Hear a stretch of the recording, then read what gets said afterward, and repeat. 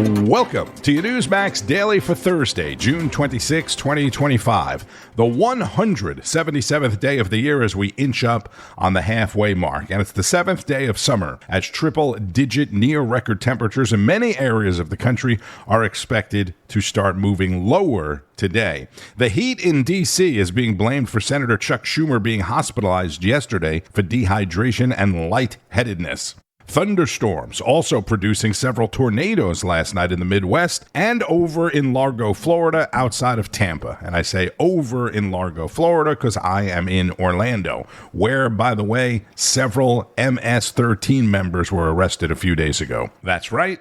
Outside of Disney World, where you could be wandering around aimlessly with your family, spending your life savings, and there's some MS-13 dudes just hanging out, waiting for you. We are going to talk more about Florida in a few minutes with Carl Higbie, and you may know where that is going. But first, Greta Van Susteren spoke with a key behind-the-scenes player in the Trump administration's foreign policy that we don't often hear much from. United States Special Envoy to the Middle East, Steve Witkoff, joins me. Good evening, sir. Good evening, Greta. Thanks for having me tonight. Thank you for joining me. Okay, I want to ask you about the talks. You met with the Iranians or had talks before the bombing campaign, and now, of course, there's the expectation there'll be some more talks. Did you get the sense when you met with the Iranians before the bombing that they wanted a deal? You know, it was unclear because after each negotiation, I think they needed to go back, and there were people back home in Tehran who had to approve things and rubber stamp things, and so it was sort of it was obfuscated a little bit. But I think that today there really is an opportunity, after what we've done, after the leadership of President Trump in doing what was really necessary. I think there's an opportunity for us to get to a comprehensive peace agreement that includes most of the things we talked about before, as the president just identified. Well, you know, it's interesting is that the president's been very transparent of where he showed his cards from the very beginning. He says no nuclear enrichment program, period. That's what he said before the bombing. He's saying that right now. In terms of the talks beforehand, were the Iranians saying, okay, we want a little enrichment, or we're going to go, up to a certain percentage, or were they even saying, okay, in exchange for no enrichment, we want such and such sanctions lifted? Did they put anything on the table themselves? Well, Greta, first of all, you don't need enrichment if you're running a civil nuclear program. The Iranians, from the very beginning in the negotiations, attested to the fact that that's all that they wanted to do, to run a civil nuclear program for the betterment of their society. They wanted to bring power and electricity to their nation, and they wanted to do medical and agricultural research through radioisotopes. You do not need to enrich to have those uses in your country. You can do what Abu Dhabi does. You can have a civil nuclear non-enrichment program where you're buying the fuel on the outside. It comes in already enriched to the level that it needs to be to burn it. And so we never really understood the motivation other than wanting to get to a bomb. And that's our red line along with enrichment. Our red line, first and foremost, is they can't weaponize, they can't have a bomb. That's a very unhealthy thing for the region. And secondly, they can't have enrichment or that conversion facility that you heard about, because those are the two ways to get to weaponization. That's United States Special Envoy to the Middle East, Steve Witkoff.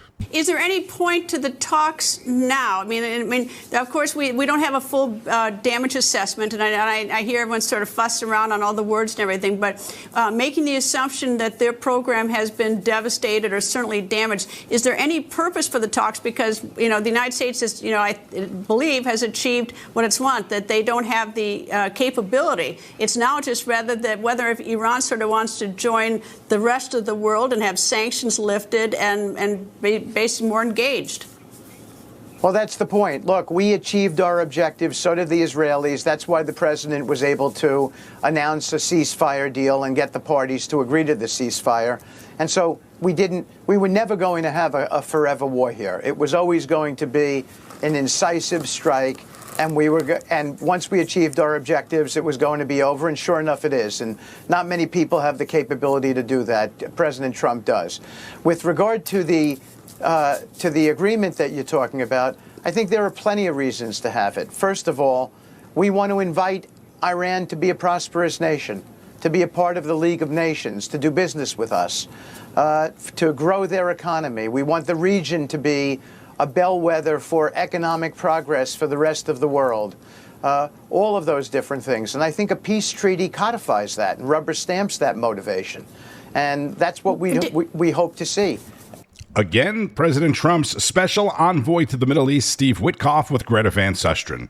This is Deputy Assistant to the President and former Newsmax host Sebastian Gorka with Bianca De La Garza. Set the record straight, Seb, about what these airstrikes did and how Iran immediately wanted to say we want a ceasefire is a huge indication as well. They knew they had nowhere to go. Well, you just answered the question perfectly. You don't have to read the president's daily briefing or have TSSCI clearance like we do here in the White House to read the intelligence reports and to get the overhead satellite imagery. What happened? We executed our brave warfighters under the leadership of Pete Hegseth and the Commander-in-Chief, President Trump, executed the most perfect military operation, I think probably since the Wright brothers pedaled that plane into the sky and it powered itself with the first manned flight ever. As you said, the 34-hour flight, the stealth bombers that dropped 14 32,000-pound bombs. You don't need to see the BDA, the battle damage assessment. All you need to know is that within hours, what happens?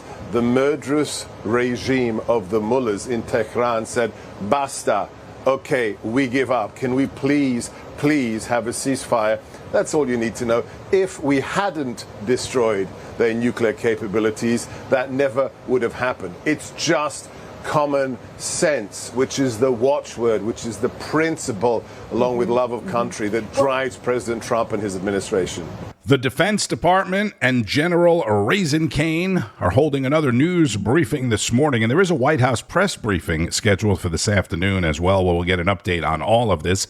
Yesterday, I played a clip of NATO Secretary General Mark Rutte praising President Trump for taking out Iran's nuclear facilities and establishing the ceasefire between Iran and Israel. Our Shelby Wilder sat down with Secretary Rutte in the Netherlands.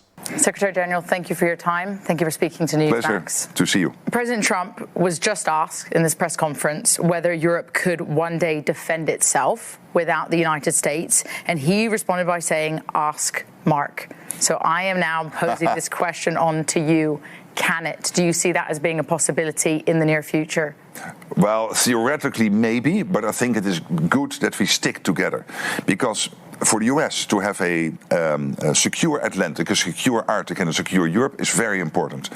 For the Europeans, to have that strong transatlantic relationship with the US is crucial. And we know that Euro-Atlantic is more and more getting connected with what is happening in the Pacific. If China would try something against Taiwan, the chances are very big that Xi Jinping will call his junior partner, which is one Vladimir Putin in Moscow, and ask him to keep us busy here. So this is all interconnected.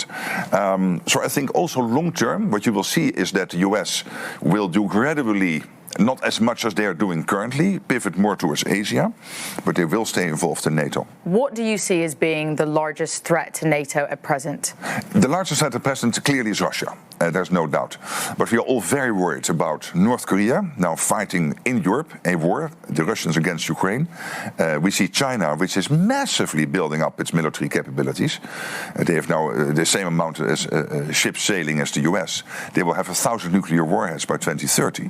Of course, we have the mullahs in Iran, and we know what they're up to. And Iran, North Korea, China are supporting Russia in the war effort against Ukraine. So this is all getting interconnected. But the main threat, to answer your question, obviously and clearly is Russia.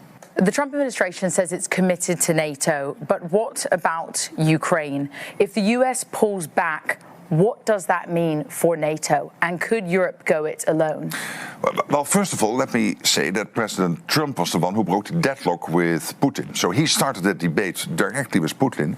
And I always thought this was crucial when he came in office in January.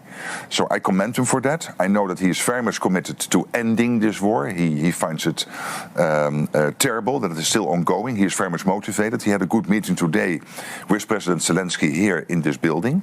I spoke with the President of Ukraine after his meeting with President Trump. And it went very well. Of course, the Europeans and the Canadians taking a bigger share of the cost when it comes to the support for Ukraine, I think is only logical. But that doesn't mean that the US is withdrawing. I don't feel that. Do you believe that Vladimir Putin is going to respond to pressure from President Trump? Do you see an end to this conflict? Well, first of all, again, the fact that President Trump broke the deadlock after he came into office and started this direct dialogue with Putin was crucial. And really, I commend him for it, because he's the only one who can do that. The US is the biggest country on earth, the most powerful military, and the President of the United States is the only one who can guide those talks. And he's doing it. So let's praise him for that, because it's praise well deserved. I think what happened now with Iran is projecting American power on the world stage, saying here's a president who has the strength to do what is necessary. He's willing to use it, but in a very measured way. But this is a signal. If I was in Beijing, Xi Jinping, or in Moscow, Putin, I would be sitting there and seeing that footage. I would not be happy. I would think, oh, okay, they are really serious, these Americans. And this is exactly what we need, projecting American power on the world stage. NATO Secretary General Mark Rutte. This is exactly what we need, projecting American power on the world stage. And that is exactly what the world is getting from President Trump. FAFO, right? Back in Washington now, the president continued pushing the Senate to get his one big beautiful bill over the finish line by the 4th of July holiday, which again is next week. Senator Katie Britt of Alabama. We are committed to getting this done. We understand what is at stake. We will not allow the American people to ultimately have the largest tax hike in history hoisted upon them. Don't forget, once the Senate gets it done, then it needs to go back to the House. I told you there's a White House press briefing this afternoon. The president has a light calendar today, as you would imagine. Not that that really means anything, though, for President Trump, right? I'm sure we'll be hearing from him probably numerous times. But he is scheduled to participate in one big, beautiful event at the White House at 4 o'clock this afternoon. That is according to the White House calendar, whatever exactly that is. Now, listen. You may be late getting back to work today, or getting to work, or you may have to walk longer or run a bit longer, because I have a lot of fantastic Newsmax content to still get to. We're going to switch gears to immigration. Rob Schmitt, host of Schmitt Tonight, spoke with border czar Tom Homan. All right, the president's border czar, Tom Homan, joins us tonight. And, sir, it's good to see you again. I want to play it back just one more time so people can see the run-in that you had with Zohran Mamdani when you came to New York back in March. It was kind of the stunt that put this man on the map. And last night he promised to stop ICE agents from detaining illegals in New York City if he's mayor of this city. Let's play that. Where the mayor will use their power to reject Donald Trump's fascism.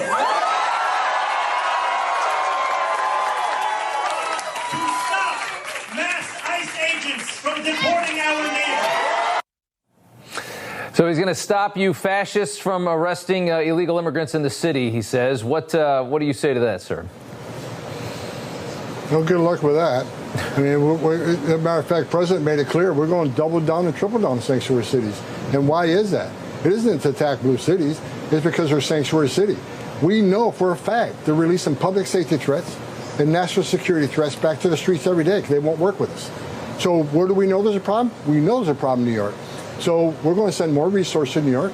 We're going to send more officers to flood the zone in the neighborhoods. And if we can't find them in the neighborhood, then we'll go to work sites. We'll flood the zone in work site. We'll increase work site by tenfold. He's not going to stop us. I mean, federal law trumps him every time. And look, if he wants to shut down an ICE detention facility in New York, fine. We'll put him on an airplane. We'll detain him someplace else. If he wants to remove these people away from their families and their attorneys, so be it. You know, what he needs to understand is ICE agents aren't making this up. They're enforcing the laws enacted by Congress. As a legislator, he should understand that.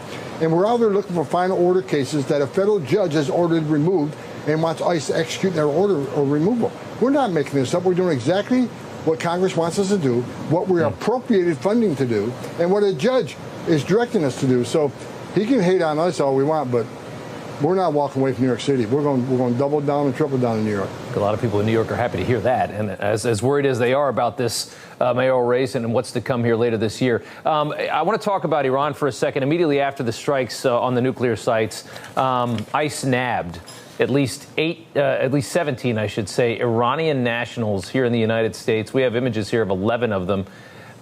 One had admitted connections to Hezbollah, which of course is an Iranian funded terror group, an alleged former Iranian Revolutionary Guard Corps sniper also among the group. Biden released more than 700 Iranian nationals into the U.S. during his presidency. These 17 were picked up rather quickly. Was there a reason for that? Well, we put our foot on the gas. And what people need to understand, right after the election, I met with a bunch of people, even before the inauguration, we got a big problem here. We got over 2 million known gotaways. We know we got national security threats across that border, and we're released. And we also got the 2 million. Who were they? Where did they come from? So we started working right after the election on coming up with a plan to attack this. So the day President Trump took at the inauguration, we were on this already. We have been arresting significant public safety threats and significant national security threats. But what happened in Iran last weekend with the attack, we knew we had to put the foot on the gas and do more quickly. So we just increased the teams out there. We increased the targeting. But we've been on this since January 20th. But we're just doing a lot more right now because of the threats, because of sleeper cells. So the DHS, ICE, FBI, the intelligence community, we're all over this. Border Czar Tom Homan on Rob Schmitt Tonight. Homan also said that he and his wife are living in different secret locations because of all the threats made against his life. Imagine that one of the two political parties in this country is obstructing the law and nothing is being done, but the guy enforcing the law has to be separated from his family and live in a secret location. And did you hear about the teenagers facing charges for burning a pride flag? Where was that? That was Atlanta, I think. But yes, Atlanta. They were caught on video burning the pride flag and may now be facing hate crime charges. But not one person, to my recollection, has been charged with burning the American flag. They may have been charged with other things while burning the flag, but not specifically charged with a federal hate crime for burning the American flag. The country is in shambles. Seriously. And I said I had more on Florida coming up. You may have heard some chatter about Florida's so-called Alligator Alcatraz on some of the recent Newsmax shows. Well, Carl Higbie discussed illegal immigration yesterday and what Florida is doing. This is from Frontline. If you come here or came here illegally, you should be removed or leave and not be able to come back. I don't care if you're claiming asylum or looking for a better life or if you have a pile of anchor babies or whatever else. Your problems have become America's problems, and we are done with that.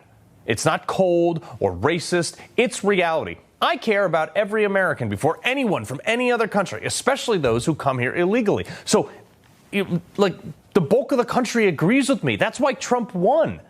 I don't get to just break laws because I need or want something. So why should somebody else who I owe nothing to, you owe nothing to, why should they be able to come here and in many cases live off my tax dollar benefits?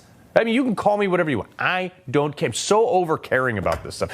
I want our schools filled with people who are supposed to be here. I want our Medicare systems to actually take care of people who pay taxes and not those who go and broke the law to get here in the first place, to get on those programs. I want our jails, which are funded by our tax dollars, to be reserved for criminals who commit crimes who are actually legally here, not filled with a bunch of people who should have never been here in the first place, burdening the system. Florida is leading the way, proposing a solution to this and a place to put these people. Look, I realize that this is like a numerical problem, like how do you detain or transfer or remove 20 million people? Well, the Florida AG came up with an idea. Alligator Alcatraz. We talked about it last week, but now the DHS has approved this. This is a massive abandoned runway compound in the middle of the Everglades where they can just plop people down and leave them there. It's not going to cost that much to outfit, and it's really hard to escape from. Florida's plan is to essentially make the largest illegal holding facility in an area that's surrounded by alligators in chest-deep swamp. I mean, great. You want to break into our country? That's where you go. If you don't like it, we've given you the last 5 months to self-deport. We even offered you $1,000 to leave. You didn't take it? Whoops. Now you're going to a hot and humid version of Alcatraz in Florida with mosquitoes so big that they will literally carry you away. That's what if you can survive a hurricane season. And if you try to escape, you got Burmese pythons that someone flushed down their toilet like 10 years ago that are 15 feet long because they've been eating people's pets wrapped around your neck, swimming in between alligators. Good luck. I think self-deportation option is still on the table. You want to solve this problem? You got to deter people from breaking our laws. Alligators, pythons, 100% humidity with 30-pound mosquitoes. Great way to start. And what makes it even greater is the libs' reaction to this. If they actually build this thing, I'm pulling up. We all need to pull up to protest this thing. Horrible punishment. Not as horrible as Americans being killed by the people we're trying to put in there, dude. I'm Carl Higbie, and I approve this message.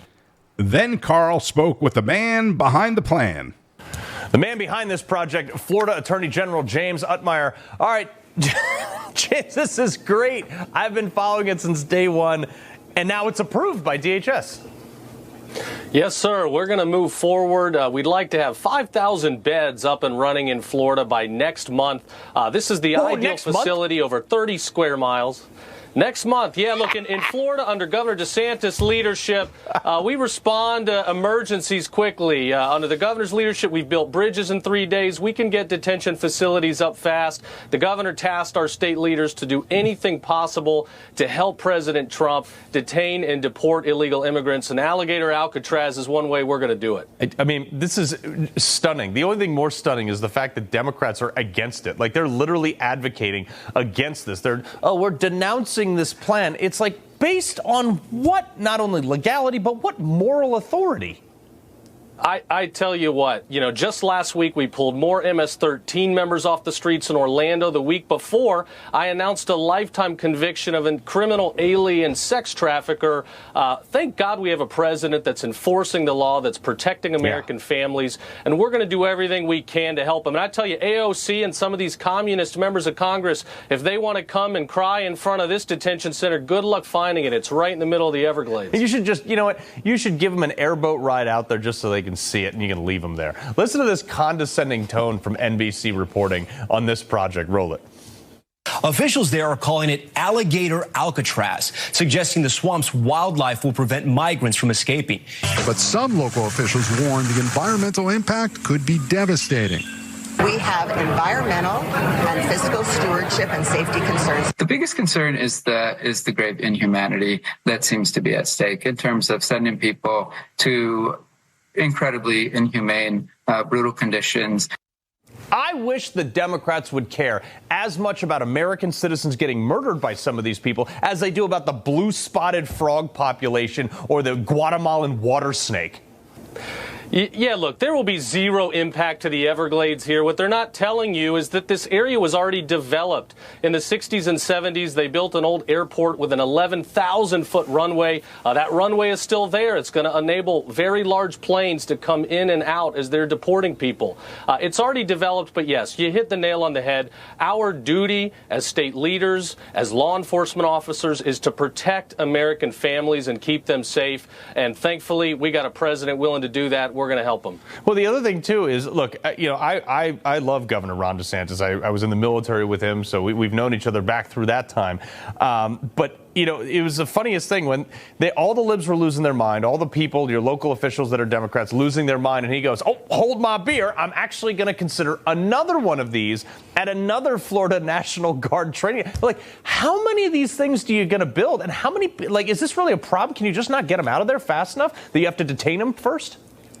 Yeah, our sheriffs up and down the state, they're all delegated 287G authorities. This means they can help ICE officials. And as I've been working the state, our jails are filling up. I know Homeland Security and ICE are detaining people across the country. And yes, space is needed. So we'll build as many as it takes to get the job done. The governor's looking at other sites, and we're going to help them do whatever is necessary to enforce rule of law in this country once again. That's Florida's new Attorney General, James Utmeyer, who was the governor's chief of staff, Governor DeSantis' chief of staff, and then appointed as AG after DeSantis appointed AG Ashley Moody to Marco Rubio's Senate seat when he became President Trump's Secretary of State. Alligator Alcatraz. I guess you could also call it Everglades Alcatraz, but alligator sounds a lot more intimidating, right? Carl mentioned the giant pythons in the Everglades. That's not an exaggeration. If you've ever seen the python hunts they have there, 10, 12, 15 feet long. But pythons are not poisonous, like the moccasins and the cottonmouth snakes and a lot of the other stuff they have in the Everglades. The one thing I will say as far as potential environmental impact, as he said, the place is already built for the most part. That's not a big deal. But if you have a few thousand people living there on a regular basis, there's going to be a lot of waste, right? Human waste. Where's that going to go? As a Floridian, that's a question I'm asking. I mentioned Chuck Schumer at the beginning. Old Chucky has requested $600,000 in taxpayer funding for the Chinese American Planning Council, known as CPC. Meanwhile, the group is under a congressional investigation because there's a video showing a CPC official advising illegal immigrants on how to evade ICE agents. And Schumer wants $600,000 of our money to help fund CPC, Chinese American Planning. And Anthony Bernal, the top aide to former First Lady Jill Biden, has decided to evade the House Oversight Committee after President Trump waived the ability to invoke executive privilege in the Biden investigation.